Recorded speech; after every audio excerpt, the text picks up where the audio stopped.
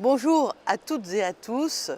Mille excuses de ne pouvoir être parmi vous aujourd'hui et avant tout, tous mes remerciements pour le collectif AEDE et son groupe Enfance, le groupe Enfance de la coordination humanitaire et développement.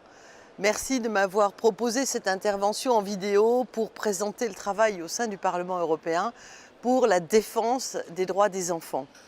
Au début de cette mandature, c'est-à-dire après l'élection en 2014, on a décidé de créer au sein du Parlement européen un intergroupe droits de l'enfant. Non pas un intergroupe famille et droits de l'enfant, mais vraiment un intergroupe centré sur les droits de l'enfant.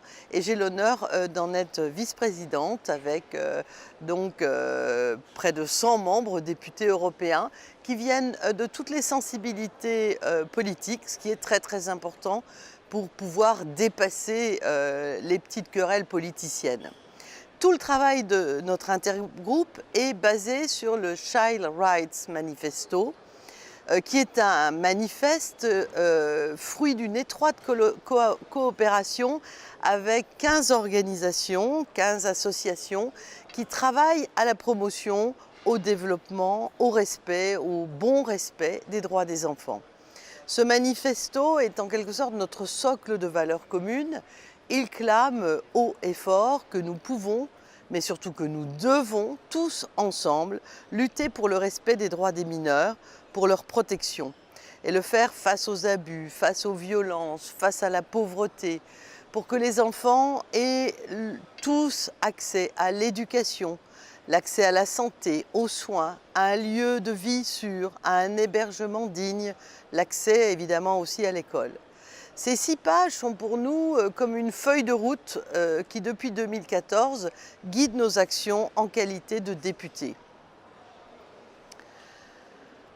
L'impact qu'a eu le Child Rights Manifesto concrètement, on peut dire que grâce à ce manifeste, grâce à l'intergroupe, nous faisons entendre notre voix en Europe. De manière très concrète, la présence de nos membres dans l'ensemble des commissions parlementaires nous rend plus forts parce que nous avons un regard transversal sur toutes les législations. Elles sont nombreuses, mais elles peuvent toutes affecter les droits de l'enfant.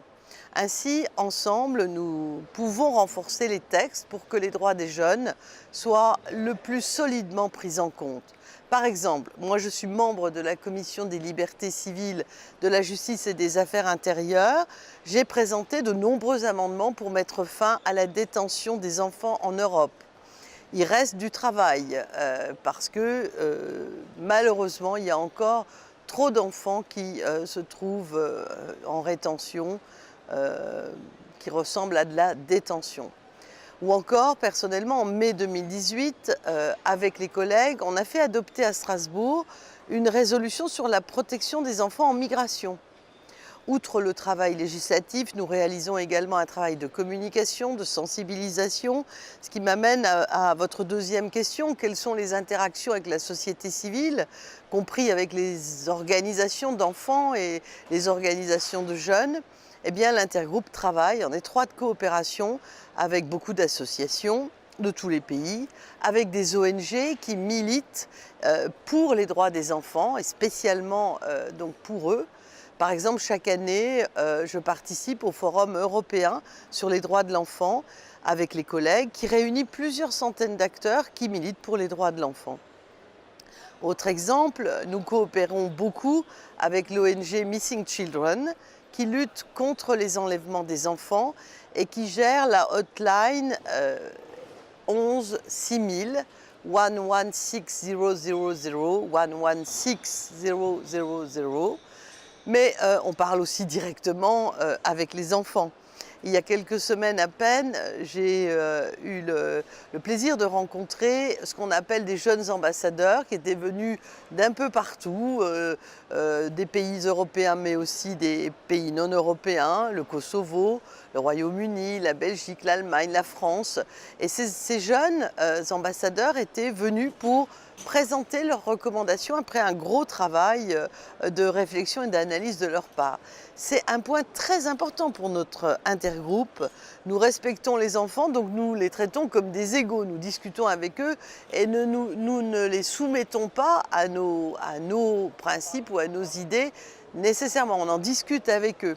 Car vous les enfants, vous les jeunes, vous êtes créatifs, vous êtes ouverts et pleins de bons conseils.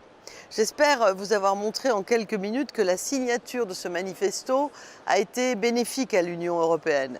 Bien sûr, il reste du chemin à parcourir et nous continuons d'y travailler sans relâche avec détermination. Et au-delà de nos différences politiques, nous sommes donc plus d'une centaine à avoir choisi de travailler ensemble pour le futur de l'Europe, pour les jeunes, pour l'application de la Convention internationale des droits de l'enfant, pour son respect. Aussi, c'est avec conviction que, pour ma part, je défends la signature de la Charte parlementaire des droits de l'enfant et que je lui souhaite une très grande réussite. En qualité de vice-présidente de l'intergroupe, j'espère que nos institutions pourront ensemble, qu'elles le pourront ensemble, faire la différence.